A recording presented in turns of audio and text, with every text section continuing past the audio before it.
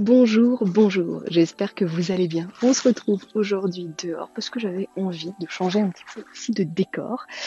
Et en plus, voilà, comme d'habitude, Liliane n'est jamais trop loin.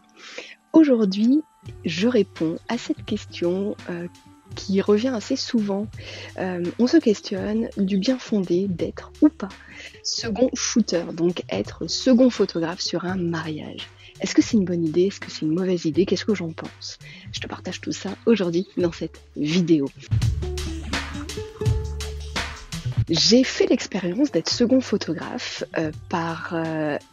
alors une fois sûre, peut-être 2 fois, je ne suis plus sûre, j'en ai une en tête. Mais quoi qu'il en soit, si je l'ai été 2 fois, c'est toujours avec la même photographe, mon amie Isabelle Le Chevalier, photographe de talent, à Bréal-sous-Montfort, dans le 35, Ille-et-Vilaine, à côté de Rennes. Voilà, comme ça vous savez.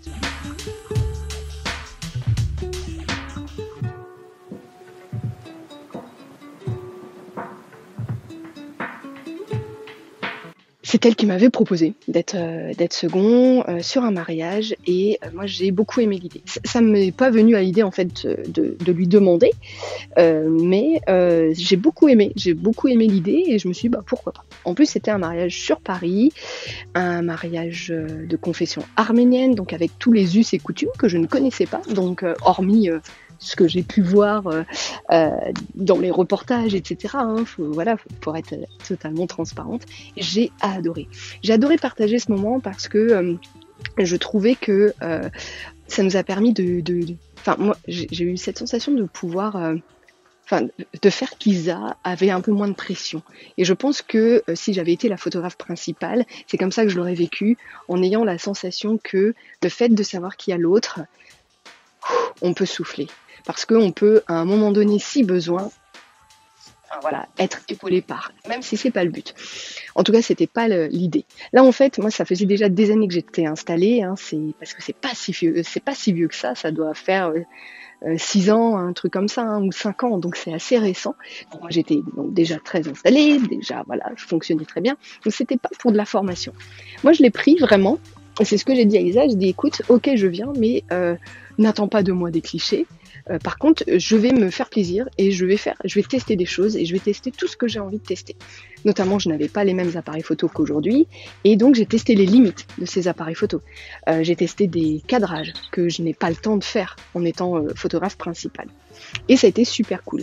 Très riche d'enseignements parce que ça m'a permis d'en apprendre plus sur mon boîtier, de le tester dans des conditions réelles d'un vrai mariage parce que faut être honnête, mais il y a des choses qu'on peut pas. Moi, je suis assez kamikaze. Je teste des choses sur les mariages, mais je vais pas trop loin. Là, je suis allée loin, comme ça, au moins, je me suis fait plaisir. Ah, c'est possible de faire ça? Bon, j'y vais. Comment ça, mon appareil photo ne gère pas la montée dans les ISO? On va voir. Allez, je tente. Bon, j'ai remarqué que ça marchait pas, mais voilà. Bref. En tout cas, de mon expérience, moi je l'ai vécu comme un moment challengeant où j'allais faire des choses que je ne peux pas faire habituellement parce que j'ai pas du temps non plus, parce que il y a une obligation aussi quand même d'une certaine forme de résultat. Et donc j'allais avec la pression en moi. Donc c'était vraiment cool. De mon côté, en tant que photographe principal, j'ai jamais demandé à avoir un second shooter. Parce que je pense pas que c'est quelque chose qui me plaise. J'ai besoin quand même d'être tranquille. Et en fait, je suis souvent dans ma bulle. Je suis vraiment dans ma bulle quand je suis sur un mariage. Et même quand je suis en expérience photo, je suis quand même dans ma bulle, même si j'interagis avec l'autre. Mais j'aurais du mal à avoir quelqu'un avec qui je vais papoter, etc. Alors, je l'ai vécu il y a quelques années, alors différemment, mais c'était avec Léonie. Ma pote qui a créé l'entreprise qui s'appelle Scribeuse, qui maintenant est sur la région de Chamonix, ou on sait quoi là, je sais plus trop. Enfin, peut-être qu'elle est plus là d'ailleurs maintenant, avec son mari Sylvain, donc qui a rejoint l'aventure. Et elle était à ses débuts et je lui ai proposé de venir sur un de mes mariages. Mais là, c'était différent. C'était pas une collègue photographe, c'était quelqu'un qui était là pour écrire un bouquin, donc totalement différent. Ceci étant dit, forcément qu'il y a des interactions et moi, ça vient me rajouter en fait de l'énergie à donner. J'en ai besoin pour moi, mais je suis obligée d'en donner à quelqu'un d'autre qui est là. En plus là, Léonie, c'était son premier mariage, donc je voulais qu'elle soit bien, donc j'ai fait mon maximum pour qu'elle soit bien. J'ai passé un très bon moment, bien sûr.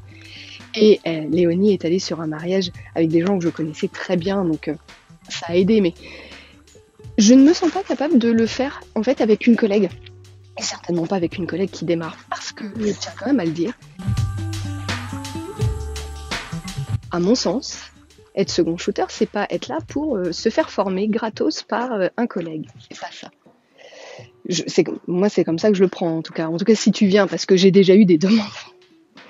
Oui, voilà, je viendrai bien là, sur ton mariage, en second, comme ça tu pourras me montrer des trucs. Ouais, donc en gros, tu veux te payer, enfin, tu veux te faire former gratos. Bah, non, si tu veux une formation, ce sera payant, et puis c'est tout.